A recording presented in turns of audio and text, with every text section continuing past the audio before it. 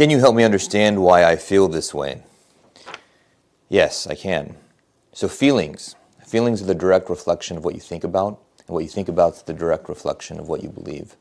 So a lot of people say don't feel this way, but that's impossible because you can't directly change how you feel about something. It's almost patronizing.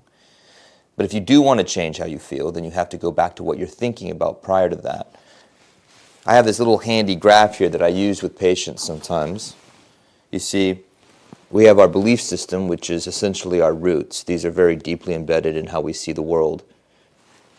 Then our beliefs translate into our thoughts, how we think about things, and then how we think about something reflects in how we feel, and then how we feel basically triggers how we behave.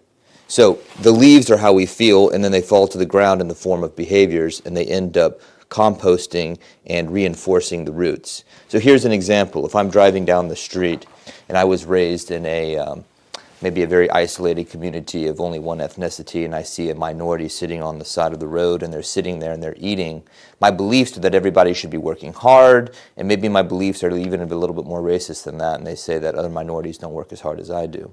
So I'm automatically going to think, based on that belief, that they're being lazy. And then once I think they're being lazy, I'm going to feel maybe some anger, some resentment.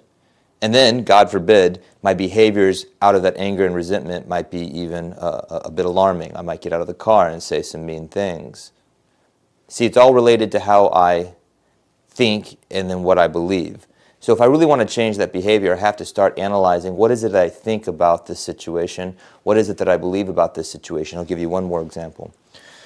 If I'm driving and someone cuts me off, and I believe that everyone should always be good drivers, should always be considerate of others, seems reasonable on the surface, but not everyone agrees on that.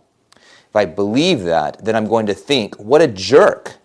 And then I'm going to feel anger, and then I'm going to behave maybe by driving erratically myself.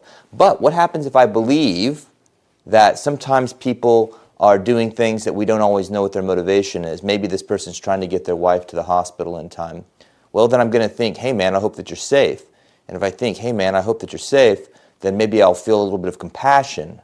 And if I'm a little bit compassionate, then maybe I'll pull over or slow down to give them some space. Two totally different feelings based on what I inherently believe about the scenario.